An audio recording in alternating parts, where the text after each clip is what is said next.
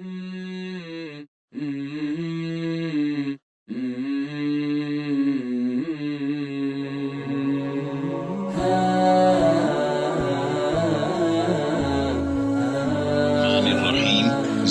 سے لطف اٹھائیے۔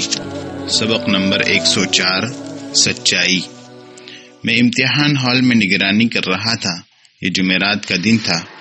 ہمارے ہاں سعودی عرب میں جمعرات کے دن ہفتہ بھری چھٹی ہوتی ہے۔ ہم ٹاپک کی بھرمار کی وجہ سے چھٹی کے دن بھی امتحان لینے پر مجبور تھے۔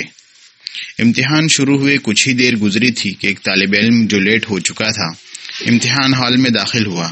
اس کے چہرے پر گھبراہٹ کے نشانات تھے۔ میں نے اس سے کہا، معاف کیجیے گا، آپ دیر سے آئے ہیں، میں آپ کو امتحان میں بیٹھنے کی اجازت نہیں دے سکتا۔ وہ بیچارہ منت سماجت کرنے لگا۔ میں نے اس سے دریافت کیا، آپ کو دیر کیوں ہو گئی؟ اس نے صاف جواب دیا، واللہ یا دکتور میں سوتا رہ گیا۔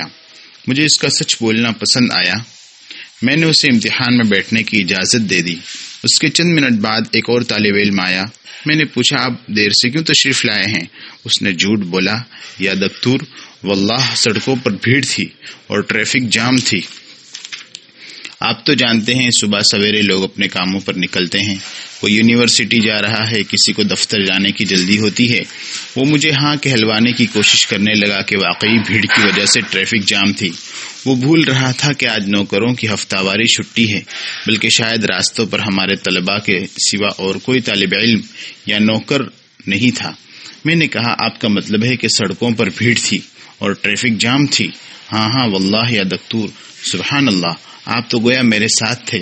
میں نے بناوٹی غصہ کرتے ہوئے کہا، ابے او مکار کہیں کے، جھوٹے گھڑنے سے پہلے سوچ تو لیتے، آج جمعرات ہے، ملازمین اور طلباء کو چھٹی ہے، پھر یہ سڑکوں پر رش کہاں سے آیا؟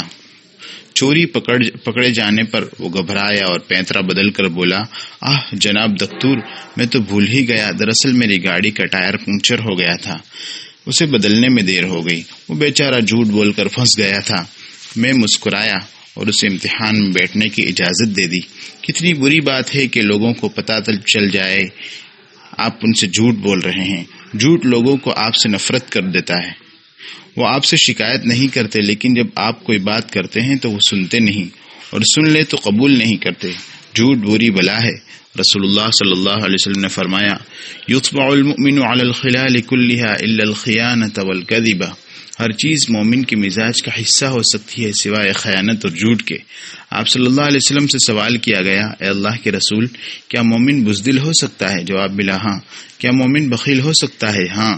کیا مومن جھوٹا ہو سکتا ہے؟ فرمایا، نہیں۔ عبداللہ بن عامر رضی اللہ عنہ کا بیان ہے، ایک دن جبکہ رسول اللہ صلی اللہ علیہ وسلم ہمارے گھر تشریف فرما تھے، میری والدہ نے مجھے پکارا، ادھر آؤ، میں تمہیں ایک چیز دوں گی۔ رسول اللہ صلی اللہ علیہ وسلم نے دریافت کیا، آپ اسے کیا دینا چاہتی تھی؟ والدہ نے بتایا، میں اسے کھجور دیتی۔ آپ صلی اللہ علیہ وسلم فرمایا، اگر آپ کوئی چیز نہ دیتی تو ایک جھوٹ آپ کے ذمے لکھا جاتا، آپ کو اپنے گھر والوں میں سے کسی کے متعلق علم ہو جاتا کہ اس نے جھوٹ بولا ہے تو آپ اسے منہ پھیرے رہتے۔ بعض لوگ فارم میں آ کر خواہ مخواہ کے ڈینگے مارنے لگتے ہیں، جھوٹے کارنامے مزے لے کر بیان کرتے ہیں، کہانیاں مسالے لگا کر سناتے ہیں، ایسی چیزوں کے مالک ہونے کے جھوٹے دعوے کرتے ہیں جو ان کے پاس نہیں ہوتی، خیالی پلاؤ سے اپنا اور دوسروں کا پیٹ بھرتے رہتے ہیں، جھوٹ پکڑا جائے تو بہانہ نکالتے ہیں۔ امام زہری رحمۃ اللہ علیہ نے سلطان وقت کے روبرو کسی مسئلے میں شہادت دی۔ سلطان نے کہا، آپ جھوٹ بولتے ہیں۔ امام زہری رحمۃ اللہ علیہ نے مارے غصے کی چلا کر کہا، اعوذ باللہ، میں جھوٹ بول رہا ہوں؟